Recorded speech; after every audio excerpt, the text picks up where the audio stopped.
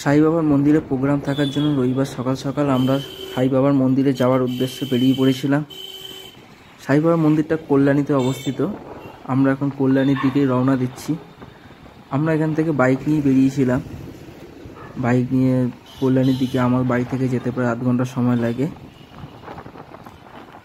তো এখন কল্যাণীর দিকে আমরা যাচ্ছি। যেতে যেতে একটা কার্তিক ঠাকুর ও মাছের ভাঙন দেখা হয়ে গেল। এখানে একটু ট্রাফিক জ্যাম পড়েছে।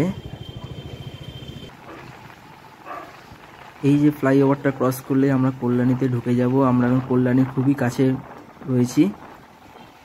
এখান থেকে আরও কিছুক্ষণ যেতে হবে, আরও 10 মিনিট যেতে হবে, তবে গিয়ে আমরা মন্দিরে যাব।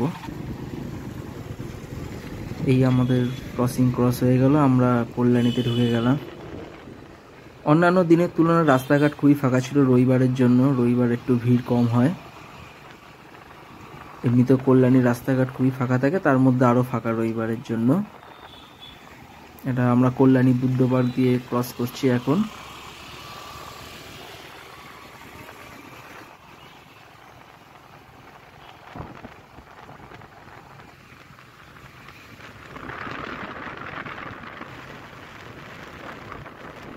কল্যাণী মানে ফাঁকা জায়গা, চারিদিকে মানুষজন নেই, পুরো ফাঁকা রাস্তা দিয়ে আমরা যাচ্ছি। এই জায়গার পরিবেশটাই আলাদা। এই পরিবেশে মনও ভালো হয়ে যায়। এমনই একটা পরিবেশ, সুন্দর নিরিবিলি জায়গা।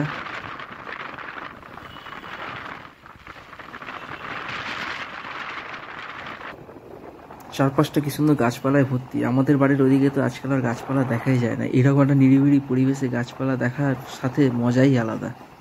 এই আমরা চলে এসেছি সাই বাবার মন্দির, যেখানে আজকে আমাদের অনুষ্ঠান চলছে।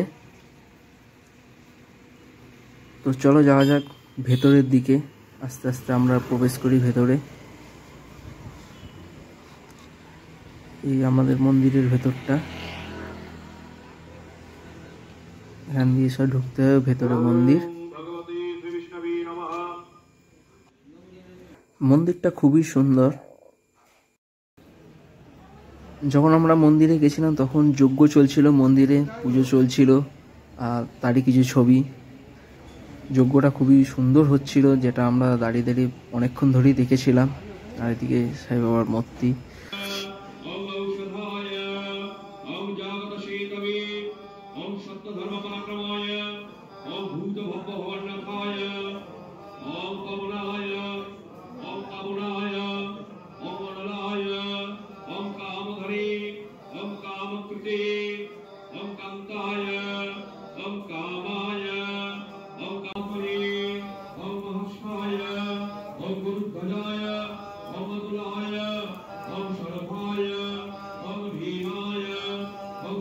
মন্দিরে ভোগেরও আয়োজন করা হচ্ছিল। এখানে ভোগ তৈরি হচ্ছে।